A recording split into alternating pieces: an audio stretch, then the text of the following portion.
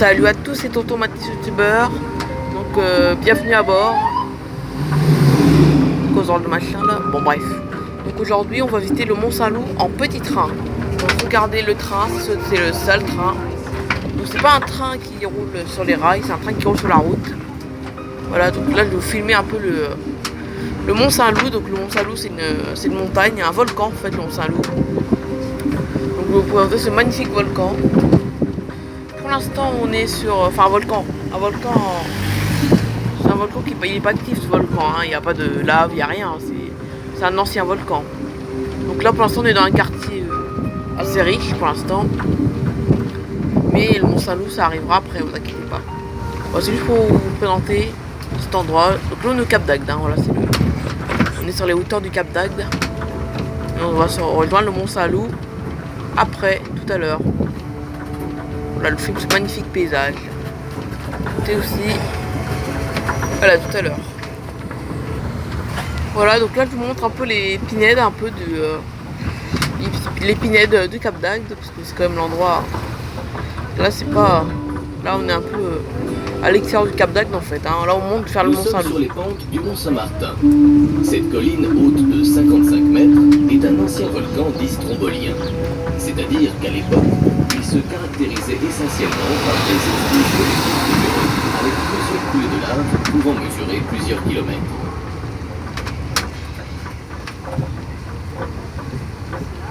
Et ben voilà, vous savez pas trop où on était, ben il a dit le monsieur, enfin la voie du train, et il a dit ah regardez le train là, alors on le voit bien le train.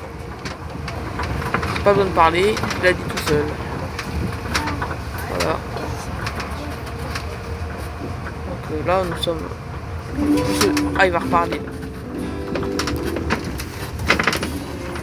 Nous longeons la pinède du Mont Saint-Martin.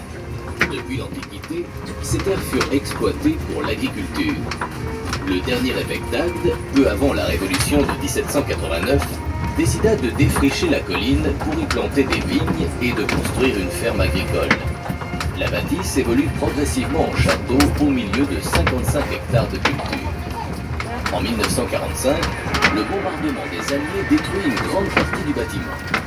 Par la suite, avec la baisse de l'activité viticole, les terres furent progressivement laissées à l'abandon et des pins parasols ont été plantés à la place des vignes. Aujourd'hui, la propriété a été rachetée par la commune et reconvertie en centre de vacances et de loisirs.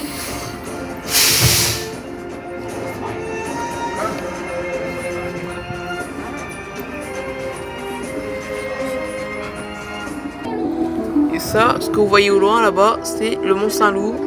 Et la route que vous voyez, c'est la route qu'on a pris pour venir au Cap d'Agde. C'est la route principale du Cap d'Agde qu'on voit au pied du Mont Saint-Loup.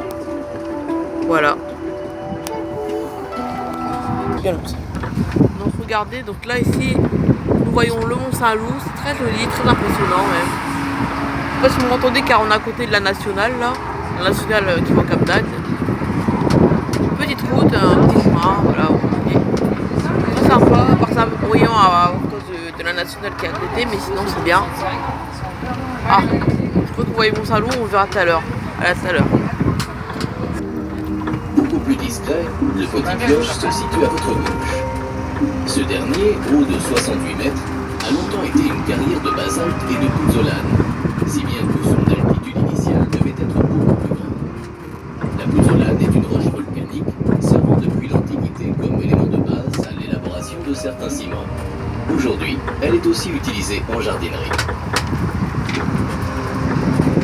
Le Mont Saint-Loup, en culminant à 113 mètres, est le plus haut des volcans d'Agde.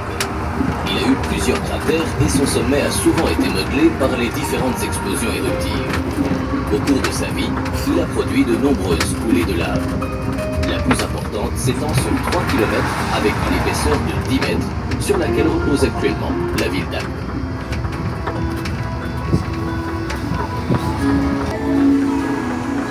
Voilà, donc là, on commence là sur la vraie ascension du Mont Saint-Loup cette fois là. Et ouais, c'est exact. Ah, une voiture qui nous double. Par chance, il y a une barrière, mais elle est ouverte. Ça c'est une chance.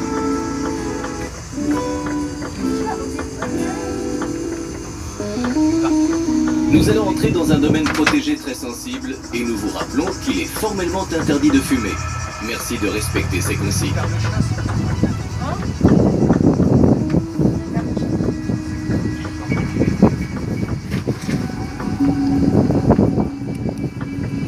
Voilà, donc là on voit le train. Là-bas.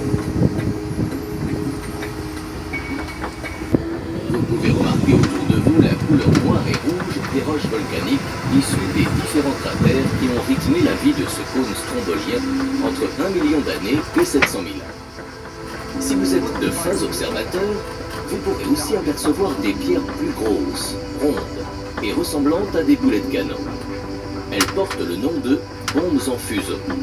Ces roches sont des morceaux de magma projetés dans le ciel par les explosions sur plusieurs centaines de mètres.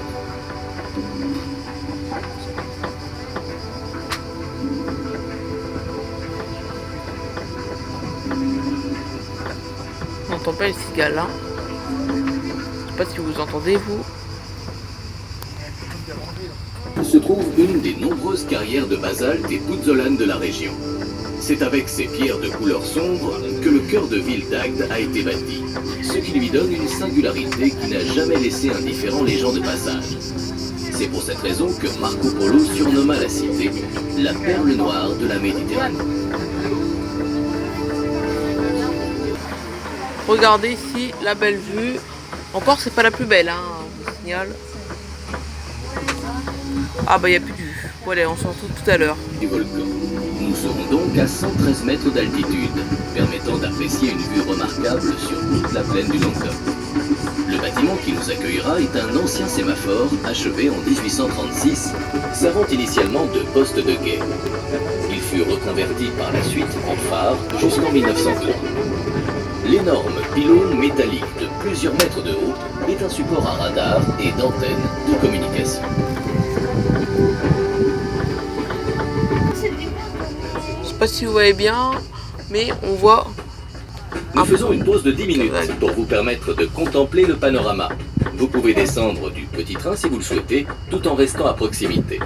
Nous vous rappelons qu'il est interdit de fumer sur le Mont Saint-Loup.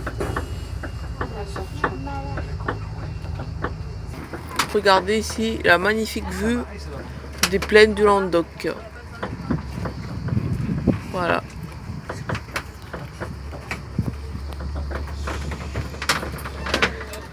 Malheureusement il y a un peu de brouillard, mais ça va, hein. Il y a pire. Et là, le grand bâtiment. Et le train.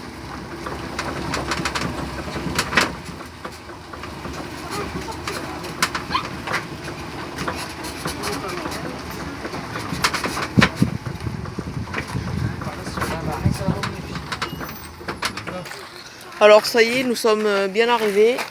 Enfin arrivés. Là c'est juste pour admirer la vue. Après on va redescendre après. Regardez.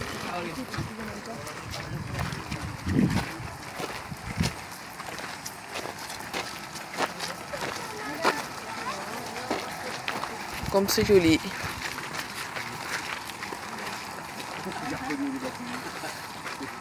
Alors, derrière le portail, on aperçoit la fin de la plaque, la partie est, avec le quartier naturiste. Ce sont tous ces immeubles qui sont en demi-cercle.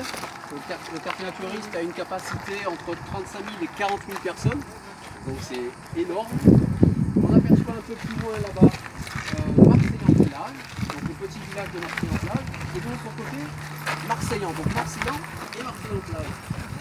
Malheureusement, on a de la brume qui s'est levée et logiquement on aurait pu voir la ville de Sète qui se trouve sur le mont Saint-Clair. Juste en face, voilà, il y a la ville qui est levée, je sens que ça se dégage. Ça va passer très très vite. Le mont Saint-Clair est plus haut qu'ici, il fait 183 mètres. Ici nous sommes à 113 mètres. Là-bas c'est du calcaire, ici nous sommes sur un ancien volcan, nous sommes sur du basalte. Avec des partagés, qui est aligné et rangé. L'étang de tour fait à peu près entre 12 et 15 mètres de profondeur. Et il est relié à la mer par un petit canal sur 7. Et il y a également le canal du Midi qui se jette dans l'étang de Thau à Marseillan. Voilà, c'est vrai que c'est pas mal touché. Le dernier incendie qu'on a eu en bas, là, jusqu'au bord de la route, qui date d'un mois à peu près. Oui. Ça arrive très vite, c'est pour ça des fois de temps en temps le Mont Saint-Loup n'est pas souvent accessible, quoi. La semaine dernière on a dû le faire 2 fois. Et tous les matins c'est les pompiers qui nous appellent pour dire oui, là aujourd'hui c'est du vent marin comme on sent, donc avec de la bruit, donc c'est humide, ils nous laissent monter. Quand c'est du vent de terre, la tramontane qui fait bien sec et bien chaud, là tout ce petit massif est interdit à toute circulation. Le petit Après derrière nous donc on a ce fort qui fait partie d'un système qui a été fait à partir de 1830. Il y en a une vingtaine autour du bassin de la Méditerranée. Ils ont été construits en 2 ans. Alors c'était pas pour un but militaire, c'était plus des sémaphores, c'est-à-dire que c'était des gens qui étaient en hauteur, qui faisaient des signes au bateau, des signes lumineux au bateau pour prévenir de la côte et de la dangerosité de la côte. En 1900, ils ont arrêté le sémaphore, ils ont mis un phare, donc c'est une lentille qui tourne. Et dans les années 1930, le phare a été détruit, ça a été laissé à l'abandon comme ça. Et dans les années 80, quand on se recule, on aperçoit une verrière. Et là, c'était les hommes du Crossmed avec des jumelles qui, eux, surveillaient la côte. Ça s'est arrêté une dizaine d'années après. Le fort est resté à l'abandon, ça a été vite détérioré, cassé, enfin bon, ça a été pillé. Et maintenant, pour endiguer ça, eh ben, ils ont mis les chiens de la police. Donc tous les soirs, les chiens dorment ici, les chiens de la police dorment ici, donc au moins c'est sécurisé. Et les militaires ont garni simplement cette partie-là, avec son centre d'écoute. Il n'y en a que 3 autour du bassin méditerranéen de ce type-là. Il y en a un sur la frontière espagnole, un ici, et un autre un peu plus loin du côté de Toulon. Donc un système assez pointu. Voilà. Donc vous pouvez décrocher, vous pouvez dire allô, je vous ai fait. Donc voilà, c'est la fin de cette petite vidéo. Les abonnés, j'espère qu'elle vous aura plu. Donc ça c'est notre petit train jusqu'au Mont Saint-Loup. Il fait très chaud ici, mi à pire. Il fait chaud, mi à pire. Donc j'espère qu'elle vous aura plu cette visite. Allez, bye bye tout le monde. Voilà le joli petit train qu'on a pris et qu'on va reprendre pour redescendre évidemment.